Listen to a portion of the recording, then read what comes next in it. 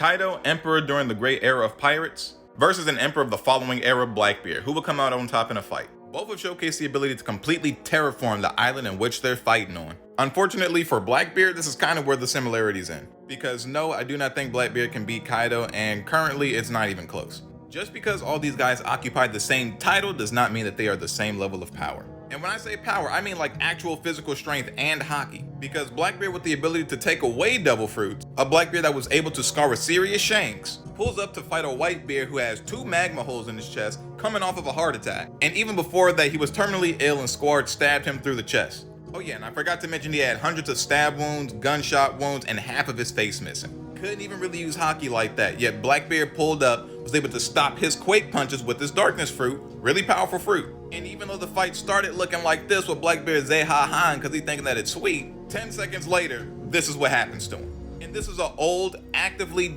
wounded and dying Whitebeard. And yes, I know Blackbeard becomes way stronger than this later because he, takes Whitebeard's devil fruit.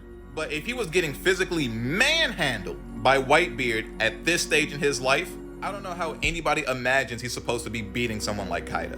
For Whitebeard, it took one hockey-less slash and then he quaked him to the face, and that was the fight. Now, I don't know about you, but I'm pretty sure Kaido with his club can swing and do way more damage than Whitebeard in that condition can do. And if this was enough to take down Blackbeard to the point where he had to get his crew to come in and help him, physically, I just don't know what anyone expects him to do against Kaido.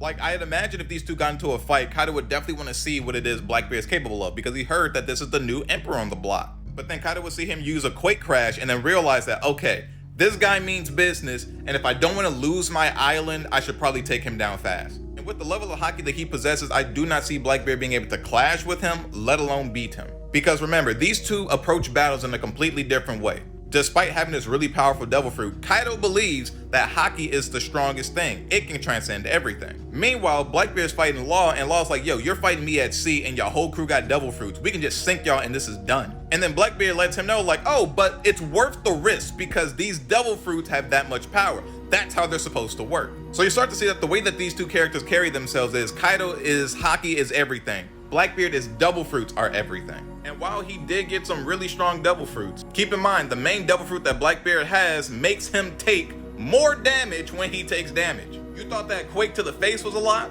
You thought that slash to the chest was bad? You thought that shock really made you cough up blood? Nah, get hit by a conqueror-coated bellow boggle by a bloodthirsty Kaido and see how you feeling afterward. Until we see some really strong hockey feats from Blackbeard, I just don't see how he could ever beat somebody like Kaido or even Big Mom. But I think Blackbeard knows this too because he's a very smart character. And people have already theorized that because of the 3 skull and crossbones you see on his flag and on his hat, that this man is going to get like 3 different devil fruits. And we know he has 2. One is a Logia and one is a Paramecia. It would make a lot of sense that the last one that he gets is not just a Zoan, but it's a mythical Zoan and he's possibly able to awaken it. And because of his crew, he might even be able to get his hands on devil fruits that the world never even thought possible. And if Blackbeard can get those 3 devil fruits, and because he's so evil, awaken the darkness, because he's so strong and destructive, awaken the Quake fruit, and then he gets some devilish devil fruit as well, and he awakens that too, he'd be the only character in history that could have 3 awakenings, and that version of Blackbeard would be one that I think would be able to beat Kaido and everybody else in the series. But he's just not there yet.